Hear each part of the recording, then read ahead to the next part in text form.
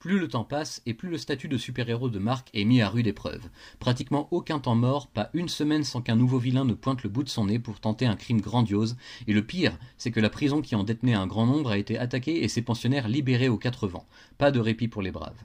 Pour Mark, cependant, il est grand temps de se poser et de faire le point sur sa vie. Entre différentes missions dans l'espace ou interventions musclées sur Terre, il commence à se demander s'il a bien fait de poursuivre sa vie étudiante sur son campus, où ses notes baissent drastiquement ainsi que son assiduité. Foutu pour foutu, l'année passée sera plutôt sous le signe d'invincible. D'ailleurs, les bad guys ne prennent jamais de repos non plus, en témoigne la traque des réanimecs sur le campus de la fac alors que notre héros enquête avec son colocataire sur les enlèvements de sans-abri environnants depuis des mois. Une fois au cœur du laboratoire de l'ennemi, Mark laisse éclater sa colère et sonne le méchant pour le compte. Sans l'intervention de Cécile, ça aurait même pu être pire. Alors que sa relation se tend de plus en plus avec sa petite amie Amber, Mark se rend soudain compte qu'il a davantage d'atomes crochus avec Eve, sa partenaire super-héroïque au sein des Gardiens du Globe. Problème, il n'ose pas se déclarer car cela reviendrait à tromper Amber avec qui il doit d'abord avoir une sérieuse conversation. Mais Eve n'attendra peut-être pas son bon vouloir, ni ne restera disponible trop longtemps rien que pour lui s'il ne se décide pas rapidement. Du reste, elle s'est peut-être déjà trahie auprès de Mark, ou plutôt sa version future quand elle est venue à son secours dans une dimension parallèle. Cette révélation inattendue risque de déstabiliser la jeune femme, qui a alors l'impression qu'elle n'a plus vraiment son mot à dire. Comme dit précédemment, pas de repos. Sitôt une attaque réglée sur Terre, il faut partir pour l'espace afin d'intercepter un immense vaisseau en provenance de Mars, planète d'origine du faussaire, qui va enfin devoir jouer carte sur table et avouer toute la vérité à son sujet.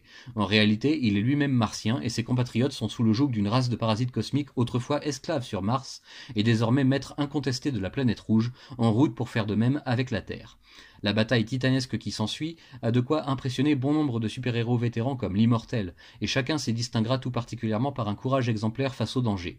Le faussaire aura même son rôle à jouer, mais devra ensuite en payer le prix fort. De retour sur Terre, Mark est soudainement pris à partie par une émissaire Viltrumite du nom d'Anissa. La femme d'un autre monde se montre très claire.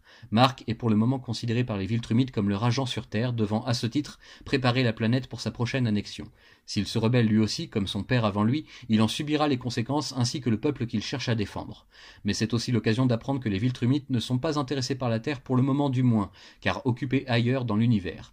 Cependant, ils finiront bien par tourner un jour leur attention de notre côté, que ce soit dans quelques mois ou quelques années. Mark va donc devoir s'endurcir et s'entraîner avec acharnement et avec le meilleur matériel possible, afin d'être en mesure de combattre et de résister efficacement face à une invasion Viltrumite. De quoi donner des sueurs froides quand on voit ce dont est capable un seul d'entre eux en simple visite protocolaire. Enfin, Allen fait son grand retour lui aussi et découvre avec l'aide de Mark que les livres de son père contiennent des indices très importants sur les moyens d'affronter et peut-être même de vaincre les Viltrumites avec l'aide de certaines armes cosmiques.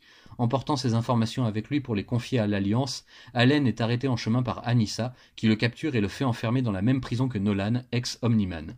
Ce dernier se prépare à sa prochaine exécution qui arrive inexorablement selon les rites de son peuple, mais Allen pourrait bien bouleverser les projets des Viltrumites, lui qui dispose aujourd'hui d'une toute nouvelle puissance depuis sa résurrection. Quatrième tome de cette édition Prestige en format intégral, prévu en 12 au total. Aux dernières infos, Delcourt prévoit pas moins de 4 nouveaux tomes pour l'année prochaine, de quoi permettre de compléter la collection en 2 ans à peine à ce rythme, ce qui n'est pas pour me déplaire.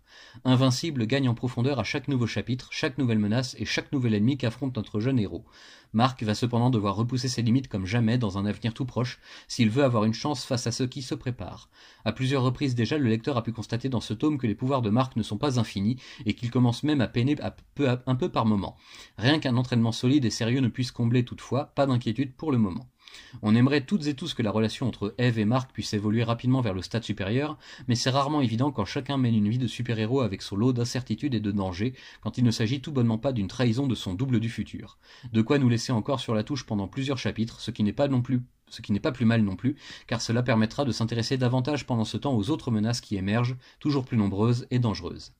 Quand on lit Invincible, on doit se préparer à avoir l'esprit en alerte constamment, chercher le moindre petit temps mort pour se reposer un peu en compagnie de Mark, avant de repartir au charbon, le mal ne prenant jamais de vacances. C'est un récit qui va à fond, vraiment, et qui a pourtant énormément de choses à raconter pendant encore un bon bout de temps. Le succès est au rendez-vous pour une formule qui a mis du temps à trouver son public et son époque, mais ça y est, on peut enfin dire fièrement que cette série de Robert Kirkman et Ryan Otley est bien partie pour gagner les sommets et séduire à chaque nouveau tome de nouveaux lecteurs un peu partout dans le monde. Il me tarde donc d'être en 2022 pour retrouver Invincible et ses compagnons d'armes prêts au combat pour 4 nouvelles intégrales qui, à n'en pas douter, seront à couper le souffle, pleines de dynamisme et d'énergie, de peps et surtout de cette petite touche de drama à l'ancienne dont on ne se lasse jamais vraiment.